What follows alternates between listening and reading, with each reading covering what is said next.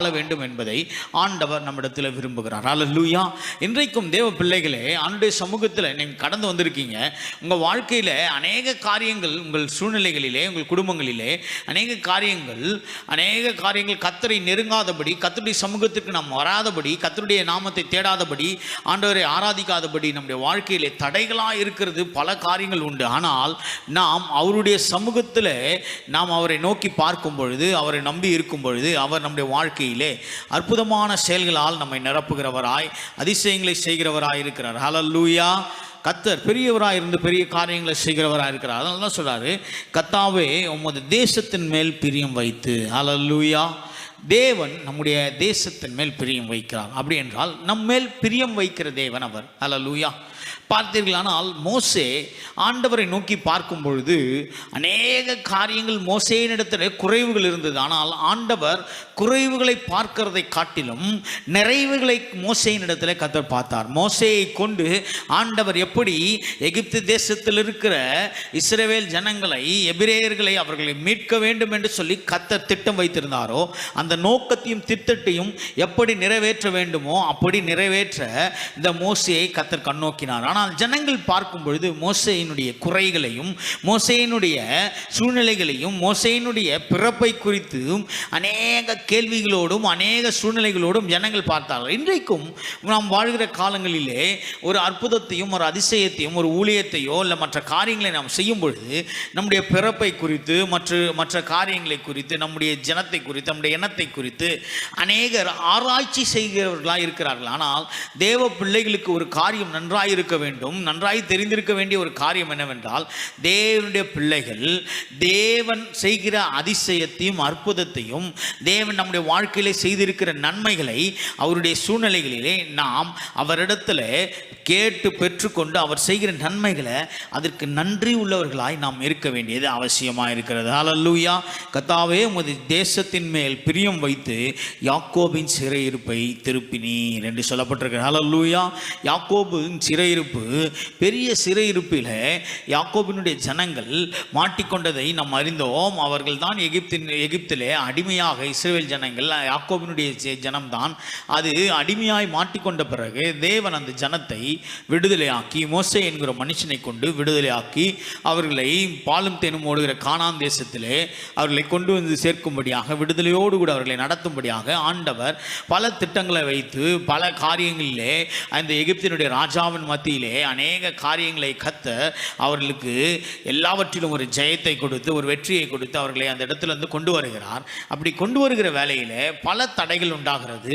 அதில் முக்கியமான தடைகள், அவர்கள் எகிப்து தேசத்திலிருந்து கிளம்ப முடியாதபடி அந்த எகிப்தினுடைய தேசத்தினுடைய ராஜாவாகிய பார்வோன் பல தடைகளை உருவாக்குகிறான். இன்றைக்கும் நம்முடைய வாழ்க்கையிலே நாம் முன்னேறி செல்ல முடியாதபடி, நாம் ஜெயத்தை எடுக்க முடியாதபடி, நாம் வெற்றியை பெற்றுக்கொள்ள முடியாதபடி அநேக தடைகள் நம்முடைய வாழ்க்கையிலே காணப்படுகிறது. அநேக சூழ்நிலைகள் நம்முடைய வாழ்க்கையிலே, அநேக காரியங்கள் நம்முடைய வாழ்க்கையிலே காணப்படுகிறது. கர்த்தரை நெருங்கி ஜீவிக்க முடியாதபடி, கர்த்தரை தேடாதபடி, கர்த்தருக்கு சமூகத்தில் நேரத்தை செலவிட முடியாதபடி அநேக காரியங்கள் நம்முடைய வாழ்க்கையிலே நமக்கு எதிரடியாய் செயல்படுகிறது. இதெல்லாம் எல்லாவற்றிலும் நாம் ஜெயம் எடுக்கிறவர்களாய், வெற்றி கொள்கிறவர்களாக தேவ பிள்ளைகள் ஒவ்வொரு நாளும் சமாதானத்தையும் ரட்சிப்பையும் பெற்று அவருடைய சமாதானத்தின் ரட்சிப்பிலே நாம் எப்பொழுதும் நிலைத்திருக்கிறவர்களாக நாம் இருக்க வேண்டியது அவசியமாக இருக்கிறது. அதுதான் 2வது வசனம் சொல்லுது, உமது ஜனத்தின் அக்கிரமத்தை மன்னித்து அவர்கள் பாவங்களை எல்லாம் மூடினீர் என்று சொல்லி வேதத்தில் வாசிக்கிறோம். தேவன் அவருடைய ஜனத்தினுடைய அக்கிரமங்களை மன்னிக்கிறவராக இருக்கிறார். ஹல்லேலூயா. அவர் மன்னிக்கும் பொழுது அந்த மன்னிப்பு, அந்த ஜனங்கள் அந்த மன்னிப்பிலே வாழ்கிறவர்களாக, அந்த மன்னிப்புக்கு பாத்திரவான்களாக இருக்க வேண்டியது அவசியம். இன்றைக்கும் அநேக பிள்ளைகள் உண்டு, அநேக சூழ்நிலைகள் உண்டு. தன்னுடைய பிள்ளைகளை நாம் மன்னிக்கிறோமா என்று சொல்லி பார்க்கும்பொழுது, அவர்களை மன்னிக்கும் பொழுது அந்த நேரம் அவங்க என்ன பண்ணுவாங்க, ஒரு வேலை ஏதோ ஒரு தப்பு செஞ்சுட்டு வந்திருந்தா, இல்லாத ஒரு பாவத்தை செஞ்சுட்டு வந்திருந்தா, அவர்களை நம்ம மன்னிக்கும் பொழுது, பிள்ளைகளை நம்ம மன்னிக்கும் பொழுது அவர்கள் மீண்டுமா நம்ம இடத்துல அவர்கள் அந்த பாவத்தில் அந்த திரும்பியும் அதே சூழ்நிலையில் ஏதாவது ஒன்றில் மாட்டிக்கிட்டாங்கன்னா அவங்களை நம்ம திரும்பியும், உன்னை ஏற்கனவே மன்னிச்சிட்டேன், திரும்பி நான் மன்னிக்க மாட்டேன் அப்படின்னு நம்ம என்ன பண்ணுவோம், அவர்கள்கிட்ட ரொம்ப ஹாஷாக நடந்துக்குவோம். அவங்ககிட்ட நம்ம ரொம்ப என்ன பண்ணுவோம், இன்னும் கடினமாக நடந்துக்க வேண்டிய ஒரு சூழ்நிலை வரும். ஆனால் ஆண்டவர் பாருங்க, உமது ஜனத்தின் அக்கிரமத்தை மன்னித்து, சங்கீதக்காரன் இப்படியாய் சொல்றார், ஜனத்தின் அக்கிரமத்தை மன்னித்து அவர்கள் பாவங்களை எல்லாம் மூடினீர். ஹல்லேலூயா. அவருடைய அக்கிரமத்தை மன்னிக்கிறாராம், பாவங்களை என்ன பண்றாரு, மூடுகிறாராம். அவர் மூடி மறைத்து அவர்களை ஒவ்வொரு நாளும் வழி நடத்துகிற தேவன். அப்படி வழி நடத்தும் போது உமது உக்கிரங்களை எல்லாம் அடக்கி கொண்டு உமது கோபத்தின் எரிச்சலை விட்டு திரும்பினீர். எங்கள் ரட்சிப்பின் தேவனே, நீர் எங்களை திரும்பி கொண்டு வாரும், எங்கள் மேலுள்ள உமது கோபத்தை ஆற பண்ணும். ஹல்லேலூயா. சங்கீதக்காரன் கேட்குற வார்த்தை, எங்கள் மேலே இருக்கிற கோபத்தை ஆற பண்ணும். சில நேரங்களில் நம்ம இடத்துல பிள்ளைகள் கொஞ்சம் ப்ளீஸ் பண்ணும்போது எப்படி ப்ளீஸ் பண்ணுவாங்கன்னா, அப்பா எங்களை மன்னிச்சிடுங்க, எங்கள் குடும்பத்தை என்னை மன்னிச்சிடுங்க, எங்கள் டாடி என்னை மன்னிச்சிடுங்க அப்படின்னு சொல்லி கேட்கும்போது அந்த பிள்ளைகள் கேட்குற அந்த குரலில் அவர்கள் என்னை மன்னிச்சிடுங்க அப்படின்னு கேட்குறத காட்டிலும் என்னை மன்னிச்சிடுங்க டாடி அப்படின்னு சொல்லி கொஞ்சம் பொறுமையாக கேட்டாங்கன்னா, நம்ம அதுக்காக அவங்களுக்கு மன்னிக்கிற ஒரு தன்மையுடையவர்களாக, மன்னிக்கிற ஒரு பிள்ளைகளாக, மன்னிக்கிற ஒரு குடும்பமாக நம்ம இருக்கிறோம். அப்படி மன்னிக்கிற, ஆனால் இந்த இடத்துல தேவனிடத்தில் ஒரு மன்னிப்பு கேட்குறார். இவர் ஒரு மன்னிப்பு கேட்கும்போது எப்படி கேட்குறாரு, உமது உக்கிரத்தை எல்லாம் அடக்கி கொண்டு உமது கோபத்தை எரிச்சலை விட்டு திரும்பினீர். ஹல்லேலூயா. நான் சொல்கிறாரு, உங்களுடைய உக்கிரத்தை என்ன பண்ணுங்க, அடக்கி கொண்டு உங்களுடைய கோபத்தின் எரிச்சலை விட்டு திரும்பினீர். உங்களுடைய ரட்சிப்பின் தேவனே, எங்களை ரட்சிப்பின் தேவனே, நீர் எங்களை திரும்பி கொண்டு வாரும், எங்கள் மேலுள்ள உமது கோபத்தை ஆற பண்ணும் என்று சொல்லி அவர் என்ன பண்ணுறாரு, ஒரு இந்த விண்ணப்பம் ஃபுல்லாகவே எப்படிப்பட்ட ஒரு ஜபம் இது. அந்த ஜபத்தில் அதுவும் எப்படின்னா, ஒரு மன்னிப்பு கேட்கக்கூடிய ஒரு சூழ்நிலை. அந்த மன்னிப்பை எப்படி கேட்குறாரு, எங்கள் மேலே இருக்கிற கோபத்தை ஆற பண்ணுங்க, எங்கள் மேலே இருக்கிற எல்லா உக்கிரத்தை மாற்றுங்க அப்படின்னு சொல்லி ஒரு மன்னிப்பு உள்ள ஒரு ஜபத்தை இந்த மனுஷன் ஏறெடுக்கும்போது ஆண்டவர் அவர்களை என்ன பண்ணுறாரு, மன்னிக்கிறவராக, அவர்களுக்கு தயவு பெறுத்தவராக இருக்கிறார். அதனால தான் 7ஆம் வசனத்தை வாசிக்கும், கர்த்தாவே உமது கிருபையை எங்களுக்கு காண்பித்து உமது ரட்சிப்பை எங்களுக்கு அருளி செய்யும். கர்த்தராகிய தேவன் விளம்புவதை கேட்பேன். அவர் தம்முடைய ஜனங்களுக்கு, தம்முடைய பரிசுத்தவான்களுக்கும் சமாதானம் கூறுவார். அவர்களுக்கு மதிக்கேட்டுக்கு திரும்பாதிருப்பார்களாக அப்படின்னு சொல்லி எல்லா காரியங்களையும், இவ்வளவு ஜனங்கள், நீர் படைத்த ஜனங்கள் தான், நீர் படைத்த நாங்கள் தான், ஆனால் தன்னுடைய மதிக்கேட்டின் நிமித்தம், பிரச்சனைகள் நிமித்தம், எங்களுடைய பாவத்தின் நிமித்தம், எங்களுடைய சாபத்தின் நிமித்தம், எங்களுடைய மீறுதல் நிமித்தம், கீழ்ப்படியாமின் நிமித்தம் நாம் உங்களை விட்டு தூரம் போயிருக்கிறோம். ஆனால் இதெல்லாம் நீர் கண்ணோக்கி பார்த்து எங்களை மன்னிக்காமல் மட்டும் இருக்காதீங்க ஆண்டவரே அப்படின்னு சொல்லி என்ன பண்ணுறாரு, ஒரு அற்புதமான ஒரு ஜபத்தை ஏறெடுக்கிறாரு. அப்படி ஏறெடுக்கும்போது அப்போ 12ஆவது வசனத்தில் தான் அதை சொல்கிறாரு, கர்த்தர் நன்மையானதை தருவார், நம்முடைய தேசம் தன் பலனை கொடுக்கும், நீதி அவருக்கு முன்பாக சென்று அவருடைய அடிச்சோடின் வழியை நம்மை நிறுத்தும் என்று சொல்லி கர்த்தர் நன்மையானதை தருவார் அப்படின்னு சொல்லி என்ன பண்ணுறாரு, அவரே அறிக்கையிடுறாரு. ஏன்னா நன்மை எப்போ வரும் அப்படின்னு சொல்லி பார்க்கும் பொழுது நாம் ஒரு காரியத்தை தெரிந்து கொள்ளணும். நன்மை எப்போ வரும்னா, நாம் தேசத்தின் மேலே, தேவனிடத்தில் நாம் அவரிடத்தில் உண்மை உள்ளவர்களாக, பாவத்திலிருந்தும் சாபத்திலிருந்தும் தரித்திரத்திலிருந்தும் அவர் நம்மை விடுதலையாக்கினார் என்பதை விசுவாசித்து நம்பி அவரிடத்தில் நாம் ஜெபிக்கும் பொழுது தேவன் நன்மையானதை தருவார் என்று வேதத்தில் வாசிக்கிறோம். நன்மையானதை கர்த்தர் தருகிறதற்கு அவர் ஆயத்தமாக இருக்கிறார். ஆனால் அந்த நன்மையை பெற்றுக்கொள்கிறதற்கு, அந்த நன்மைக்கு நாம் பாத்திரவான்களாக இருக்கிறோமா? தேவன் செய்கிற அதிசயங்களுக்கு, தேவன் செய்கிற அற்புதமான செயல்களுக்கு நாம் பாத்திரவான்களாக இருக்கிறோமா என்பதை நாம் கொஞ்சம் பரிசோதித்து பார்க்க வேண்டியது அவசியமாக இருக்கிறது. தேவ பிள்ளைகளே, ஆண்டவர் நம்முடைய வாழ்க்கையிலே நன்மையை செய்ய அவர் ஆயத்தமாக இருக்கிறார். அவர் அற்புதத்தை செய்ய ஆயத்தமாக இருக்கிறார். அவருடைய சமூகத்தில் அற்புதத்தையும் நன்மையும் பார்க்க வேண்டிய நாம், அவரிடத்திலிருந்து பெற்றுக்கொள்ள வேண்டிய நாம், ஆனால் அந்த நன்மைக்கு பாத்திரவான்களாக இருக்கிறோமா என்பதை நாம் உணர்ந்து கொள்ள வேண்டியது அவசியமாக இருக்கிறது. சில நேரங்களில் ஒரு பாத்திரத்தை எடுத்து அந்த பாத்திரத்திலே ஒரு வேளை அந்த தண்ணீரை நாம் ஊற்றும் பொழுது அந்த தண்ணீர் அந்த பாத்திரத்தில் நிரம்புக வேண்டிய ஒரு சூழ்நிலையிலே, நிரம்பி வழிய வேண்டிய சூழ்நிலையிலே அந்த பாத்திரம் ஒரு சில நேரங்களில் அது ஓட்டை உள்ளதாக இருக்கும் பொழுது அந்த பாத்திரத்தில் இருக்கிற தண்ணீர் எல்லாம் கடந்து போகிறதா இருக்கிறது. அது நிமித்தம் அந்த பாத்திரம் அவ்வளவு சீக்கிரம் ரொம்பி வழிகிற ஒரு சூழ்நிலை வராது. நம்முடைய வாழ்க்கையிலே தேவையில்லாத பாவங்களும் சாபங்களும் நம்முடைய வாழ்க்கையில் இருக்கும் பொழுது, தேவையில்லாத அக்கிரம எண்ணங்கள், அக்கிரம சிந்தைகள் நம்முடைய வாழ்க்கையில் இருக்கும் பொழுது, தேவனுடைய நன்மையும் தேவனுடைய நீதி நம்முடைய வாழ்க்கையில வந்து அது நிலை நிற்கிறதா இருக்காது. ஹல்லேலூயா.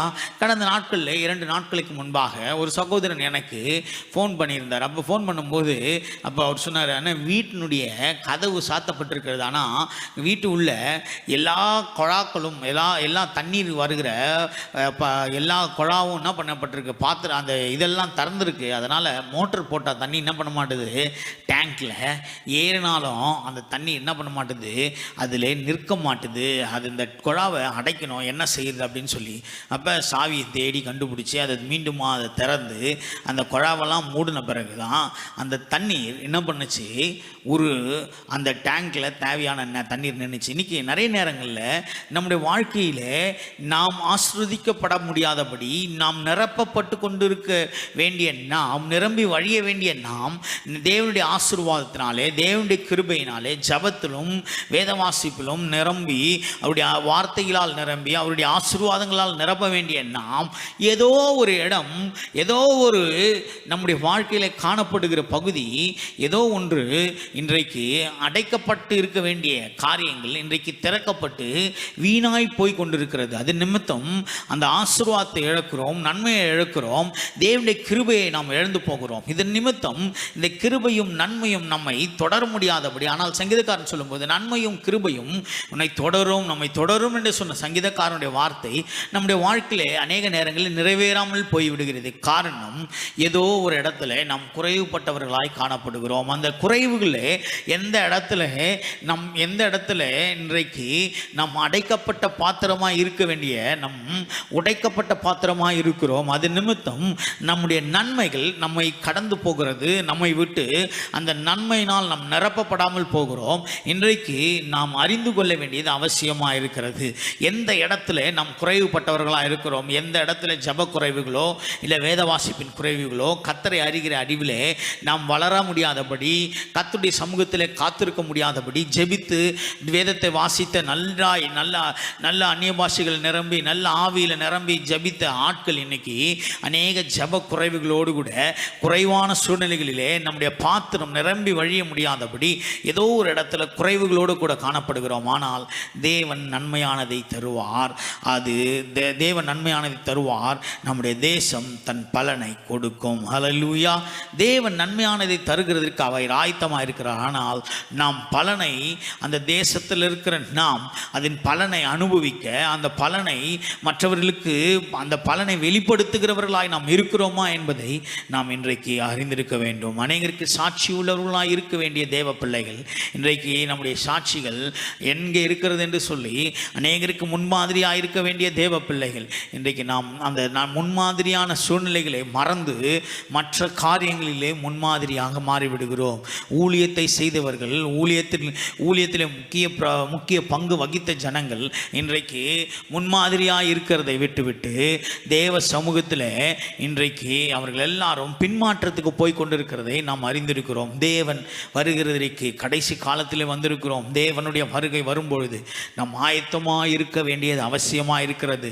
நமக்காக தன்னுடைய சொந்த இரத்தத்தை சிந்தி, வெளியேற பெற்ற இரத்தத்தை சிந்தி நம்மை கழுவி சுத்திகரித்த தேவனுக்கு முன்பாக நாம் நிற்கும் பொழுது நாம் தகுதியுடையவர்களாக, நீதிமான்களாக, நாம் கர்த்தருடைய இரத்தத்தில் கழுவப்பட்டவர்களாக, தேசத்தில் பலன் கொடுக்கிற தினங்களாக தேவன் நம்மிடத்தில் எதிர்பார்க்கிற ஒரு விஷயம், நாம் அவருக்கு முன் சென்று, அவருக்கு முன் செல்லும் பொழுது, மணவாளன் வரும்பொழுது மணவாளனுக்கு நாம் எதிர்கொண்டு போக ஆயத்தமாக இருக்க வேண்டும் என்று சொல்லி வேதத்தில் வாசிக்கிறோம். நாம் மணவாளன் வரும்பொழுது புத்தி உள்ளவர்களாக, புத்தி உள்ள கன்னிகைகளாக கர்த்தருடைய சமூகத்தில் நாம் நிற்க ஆயத்தமாக இருக்க வேண்டியது அவசியமாக இருக்கிறது. இப்பொழுதும் நம்ம அநேக நேரங்களிலே வரும்பொழுது பார்த்து கொள்ளலாம், இல்லை வர சூழ்நிலைகளை பார்த்து கொள்ளலாம்னு சொல்லி பல நேரங்களில் நம்ம இஷ்டப்படி நம்முடைய சூழ்நிலையின் பிரகாரம் எல்லாம் கர்த்தருக்கு தெரியும், ஆண்டவருக்கு என் சூழ்நிலை தெரியும், என் குடும்பம் தெரியும், என்ன தெரியும், எல்லாம் தெரியும் அப்படின்னு சொல்லி இன்றைக்கும் நிறைய நேரங்களில் நாம் சொல்லிக்கொண்டு நாமளாக நம்முடைய இஷ்டத்தின் பிரகாரம் செயல்பட்டு கொண்டிருக்கிறோம். ஆனால் தேவன் நம்மிடத்தில் எதிர்பார்க்கிறது என்றால் கர்த்தர் நன்மையானதை தருவார், நம்முடைய தேசம் தன் பலனை கொடுக்கும். ஹல்லேலூயா. ஆண்டவர் வரும்பொழுது, ஆண்டவருடைய வருகை வரும்பொழுது, அவருக்கு எதிர்கொண்டு போகும்பொழுது ஆண்டவருக்கு நாம் ஆயத்தமாக இருக்கிறோமா என்பதை, நம் புத்தி உள்ள கன்னிகைகளாக இருக்கிறோமா என்பதை கர்த்தருக்கு நாம் வெளிப்படுத்த வேண்டியது அவசியமாக இருக்கிறது. ஆண்டவருடைய சமூகத்தில் நாம் நிற்க வேண்டியது அவசியமாக இருக்கிறது. பேதுருவை கர்த்தர் தேடி போன போது பேதுரு அவன் கர்த்தருடைய சமூகத்தில் அவன் நிற்க வேண்டிய ஆள், கர்த்தருக்கென்று நிற்க வேண்டிய ஆள், இயேசுவுக்காக நிற்க வேண்டிய பேதுருவை தேடி கர்த்தர் போகிறார். மீன் பிடிக்க போகிறேன் என்று சொல்லி சீஷர்களிடத்தில் சொல்லி சீஷர்களையும் கொண்டு போனேன், கூட இருந்த சீஷர்களையும் மீன் பிடிக்க கொண்டு போனார். அங்கே போனால் மீனே கிடைக்கல, எந்த மீனும் கிடைக்காத ஒரு சூழ்நிலையில் இப்படி நிற்கும்போது ஆண்டவர் தூரத்திலிருந்து அவர்களை கரையிலிருந்து கூப்பிட்டு கேட்கிறார், மீன் உண்டா அப்படின்னு சொல்லி கேட்கும்போது அவங்க சொல்கிறாங்க, இல்லை எங்களுக்கு மீன் கிடைக்கல அப்படின்னும் போது, சகோதரர்களே நீங்கள் என்ன பண்ணுங்க, உங்கள் வலதுபுறத்தில் உங்கள் வலையை போடுங்க அப்படின்னு சொல்லும்போது வலதுபுறத்தில் வலையை போட்டால் மீன்களுக்கு அவர் இயேசு என்று அறிந்த உடனே ஆயத்தமாக இருக்க வேண்டிய பேதுரு, கர்த்தருக்கென்று ஜொலிக்க வேண்டிய பேதுரு, கர்த்தருக்கென்று ஓட வேண்டிய பேதுரு, கர்த்தரை அறிந்து அவரிடத்தில் வர வேண்டிய பேதுரு, அவன் என்ன பண்ணனா கடலில் குதித்தான் என்று வேதத்தில் வாசிக்கிறோம். காரணம் அவன் நிர்வாணியாக இருந்தான் என்று வேதத்தில் வாசிக்கிறோம். இன்றைக்கும் நம்முடைய வாழ்க்கையிலே ஆண்டவர் வரும்பொழுது ஆண்டவருக்கென்று நாம் ஆயத்தமாக இருந்தோமானால், கர்த்தரை சந்திக்கிறதற்கு ஆயத்தமாக இருந்தோமானால், சரியான ரட்சிப்பின் வஸ்திரத்தை அணிந்து கொண்டிருந்தோமானால், அவரை பார்க்கும் பொழுது நாம் கடலிலே குதிக்க வேண்டிய அவசியம் இருக்காது. ஆண்டவரிடத்தில் நாம் ஒப்புக்கொண்டு ஆண்டவரை பார்த்து சந்தோஷமாய் அவருடைய வருகையை பார்த்து சந்தோஷமாய் ஏற்றுக்கொள்கிறதற்கு நாம் ஆயத்தமாக இருந்தோமானால் கர்த்தருடைய வருகையிலே நாம் எடுத்துக்கொள்ளப்படுகிறதற்கு அது வாய்ப்பாய் அமையும். சகையினுடைய வீட்டில் இயேசு தங்க வேண்டும் என்று சொன்னபோது சகை எந்த விதமான மறுப்பும் சொல்லலை. ஆண்டவரை நான் எல்லாத்தையும் ரெடி பண்ணிட்டு வரேன், என் வீட்டில் எல்லாம் சோஃபாலாம் புதுசாக வாங்கிட்டு வரேன், இதெல்லாம் நான் ரெடி பண்ணிட்டு வரேன் அப்படின்னு எதையும் சொல்லலை. சகையோ வீட்டுக்கு நான் தங்கணும் அப்படின்னு, சகையவே சீக்கிரம் இறங்கி வேணாம் அவன் வீட்டில் தங்கணும் அப்படின்னு ஆண்டவர் சொன்ன மாத்திரத்தில் சகையு உடனே அங்கேருந்து இறங்கி வந்து ஆண்டவரை பார்த்து வாங்க ஆண்டவரேன்னு கொண்டு போகிறான். அங்கே போன உடனே எதெல்லாம் குறைவுகளோடு கூட இருந்ததோ அதெல்லாவற்றையும் நிறைவாக இயேசு மாற்றினார். இன்றைக்கும் நம்முடைய வாழ்க்கையில் நம்முடைய குடும்பங்களிலே எது நிறைவில்லாமல் இருக்கிறதோ, எது குறைவோடு கூட காணப்படுகிறதோ அவற்றை எல்லாவற்றையும் இயேசுவிடத்தில் ஒப்பு கொடுக்கும் பொழுது ஆண்டவர் நிறைவானதாய் கர்த்தர் மாற்றி நிறைவான பலனை கர்த்தர் கொடுத்து நிறைவான ஆசீர்வாதத்தை கொடுத்து ஆண்டவர் நம்மை நடத்த அவர் வல்லவராக இருக்கிறார். அதனால தான் சொல்லுது, நீதி அவருக்கு முன்பாக சென்று அவருடைய அடிச்சுவடுகளின் வழியை நம்ம நிறுத்துவோம். ஹல்லேலூயா. நீதி நமக்கு முன்பாக, இயேசுவுக்கு முன்பாக நீதி நின்று என்ன சொல்லுமா, அவர் நடக்க வேண்டிய வழியிலே நம்மை நடத்த அவர் வல்லவராக இருக்கிறார். இன்றைக்கும் நாம் நடக்க வேண்டிய வழி என்ன என்று சொல்லி நாம் அறிந்து கொள்ள வேண்டியது அவசியம். கர்த்தரை சரியான விதத்தில் தேடுகிறோமா? ஆண்டவருடைய சமூகத்தை ஒழுங்காய் நாடுகிறோமா? கர்த்தருடைய ஆலயத்திற்கு நாம் போகிறோமா? கர்த்தருடைய சமூகத்தை தேடுகிறோமா என்று சொல்லி நாம் கொஞ்சம் பரிசோதித்து பார்க்க வேண்டியது அவசியமாக இருக்கிறது. இன்றைக்கும் நம்முடைய வாழ்க்கையில் என்னென்ன காரியங்களிலே நாம் இன்றைக்கு சீர்பட வேண்டும், ஆண்டவர் சமூகத்திற்கு வராது முடியாதபடி நம்முடைய வாழ்க்கையில் என்னென்ன காரியங்கள் இன்றைக்கு தடையாக இருக்கிறதோ எல்லாவற்றையும் இன்றைக்கு நாம் மீண்டுமாகி நம்முடைய வாழ்க்கையில் சீர்படுத்தி ஆண்டவரிடத்தில் கர்த்தர் நன்மையானதை தருகிறார். அவருடைய தேசம் தன் பலனை தரும். நாம் அவருக்கு ஏற்ற பலனை தருகிற பிள்ளைகளாக, ஏற்ற ஆசீர்வாதங்களை தருகிறவர்களாக, ஏற்ற நன்மைகளை தருகிறவர்களாக, ஏற்ற கனியை கொடுக்கிறவர்களாக ஆண்டவர் நம்மை தேர்ந்தெடுத்து நம்மை வழிநடத்த அவர் வல்லவராக இருக்கிறார். அவரிடத்தில் நாம் ஒப்பு கொடுக்க வேண்டியது, அவருடைய சமூகத்தில் நாம் ஒப்பு கொடுக்க வேண்டியது அவசியமாக இருக்கிறது. 38 வருடம் வேதனையுள்ள ஒரு மனுஷன், அவன் வேதனையோடு கூட அந்த குளத்தின் கரையிலே காணப்படுகிறான். அவனுக்கு உதவி செய்கிறதுக்கு யாரும் இல்லை என்பதே அவனுக்கு பெரிய பிரச்சனை. அவன் பிரச்சனையே என்னன்னா, யாரும் எனக்கு உதவி செய்கிறதுக்கு ஆள் இல்லை, அவங்கவுங்க ஆட்களுக்கு உதவி செய்கிறாங்க, போயிடுறாங்க, ஆனால் உதவி செய்கிறதுக்கு ஆள் இல்லையே என்னும்போது இயேசு அவனை தேடி போகிறார். இயேசு அவனை தேடி போய் அவன்கிட்ட கேட்குறாரு, சுகமடைய விரும்புறியா அப்படின்னு கேட்கும்போது அவன் சொன்ன ஒரு வார்த்தை, எனக்கு உதவி செய்கிறது, இந்த குளம் கலக்கப்படும் பொழுது, இந்த பெதஸ்தா குளம் கலக்கப்படும் போது என்னை ஒருவரும் இந்த குளத்தில் கொண்டு போய் விடுகிறது ஆள் இல்லை, என் சூழ்நிலை ரொம்ப மோசமாக இருக்குது, நான் சுத்தப்பட முடியாதபடி பலனடைய முடியாது. ஆனால் அவனுக்குள்ள ஒரு விசுவாசம் மட்டும் இருந்தது.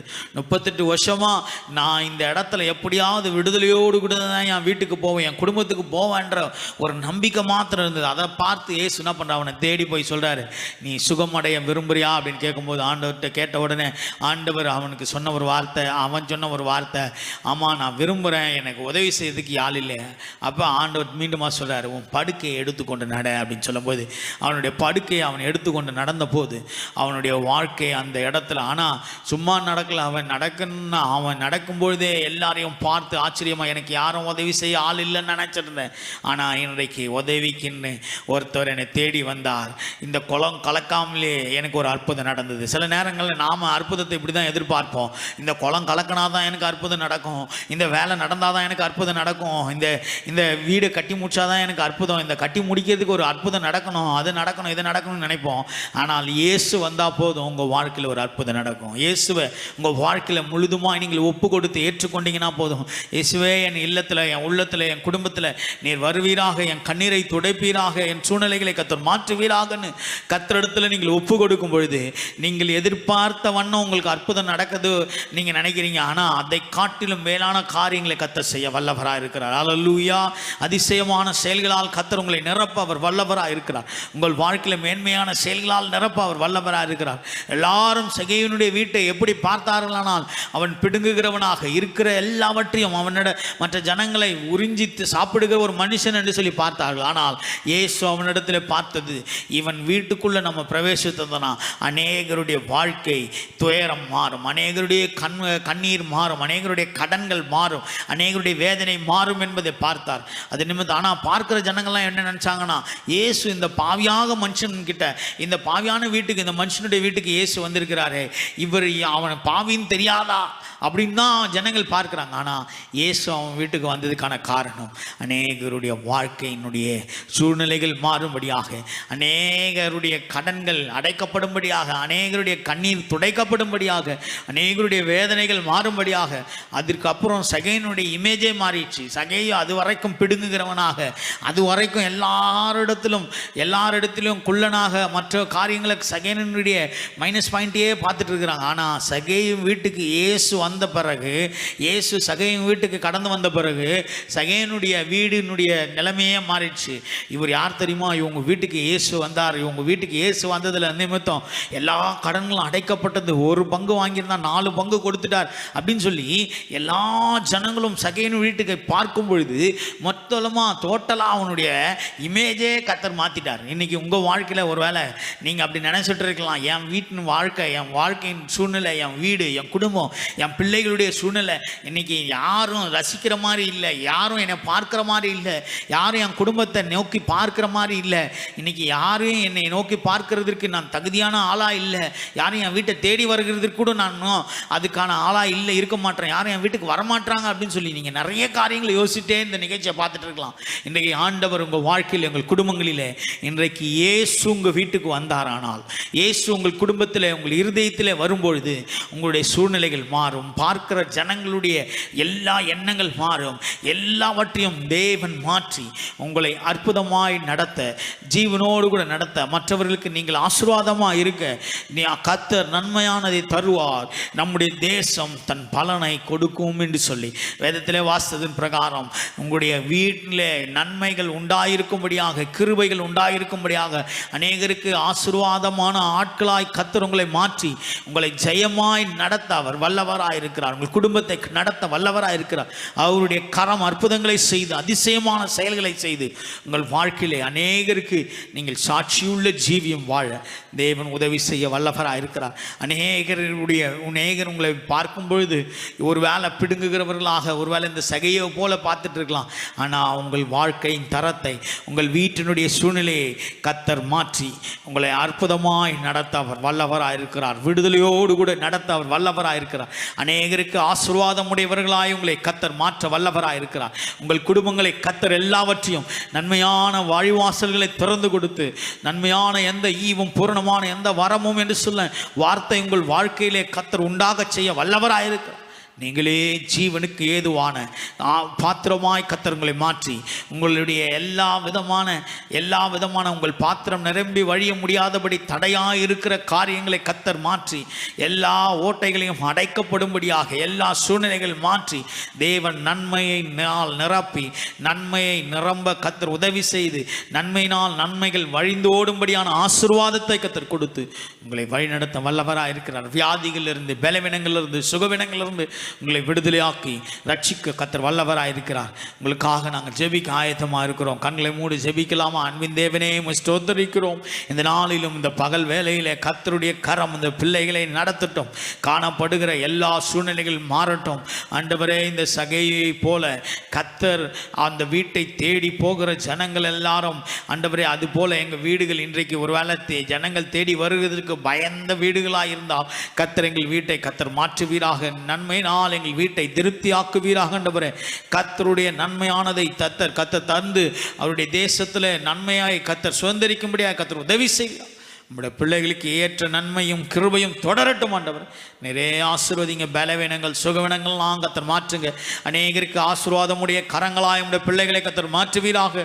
விடுதலை கொடுத்து, சுகத்தை கொடுத்து, ஆரோக்கியத்தை கொடுத்து, சத்துவத்தை கொடுத்து, ஜீவனை கொடுத்து, பலனை கொடுத்து, சமாதானத்தை கொடுத்து கர்த்தர் பெருகச் செய்வீராக. ஆண்டவரே, எங்கள் டீம்காய் வருகிறோம். பாடல் பாடின, இசைக்கருவி வாசித்த, ஆண்டவரே ஆராதனை நடத்தின நம்முடைய பிள்ளைகள், ஜெபத்தில் நடத்தின பிள்ளைகள் ஒவ்வொரு ஊழியர்களையும் கர்த்தர் ஆசீர்வதிங்க, பலப்படுத்துங்க. இங்கே சேனலுக்காய் வருகிறோம். இங்கே சேனலுடைய ஃபவுண்டருக்காய் வருகிறோம்.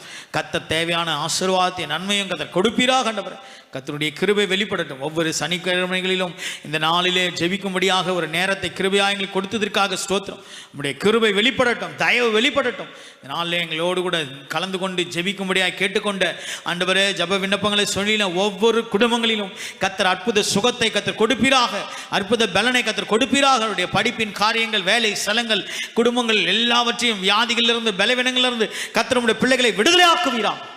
ரட்சித்து தேவ சமாதானத்தினாலும், பலனாலும், கிருபையினாலும், இரக்கத்தினாலும் முடிசூட்டுவீராக. தேவ மகிமை ஆளுகை செய்யட்டும். குற்றம் குறை பாவ சாபங்களெல்லாம் மன்னித்து விடுதலை ஆக்கி ஆண்டவரே, நாங்கள் நிரம்ப முடியாதபடி எங்கள் வாழ்க்கையில தடையாயிருக்கிற பாவங்கள், சாபங்கள், எங்கள் வாழ்க்கையில காணப்படுகிற எல்லா அசுத்தங்களும் மாற்றி கர்த்தருடைய நீதியினால் நிரப்பப்பட, கர்த்தருடைய கிருபையினால் நிரப்பப்பட, நிரம்பி வழிந்து ஓடுகிறவர்களாய் கர்த்தர் எங்களை மாற்றுங்க, வழிநடத்துங்க, ஆசீர்வதிங்க, பலப்படுத்துங்க. இயேசுவின் மூலம் பிதாவே, ஆமென், ஆமென், ஆமென். தேங்க்யூ. God bless you. கர்த்தர் உங்களை ஆசீர்வதிப்பாராக. ஒவ்வொரு வாரமும் 11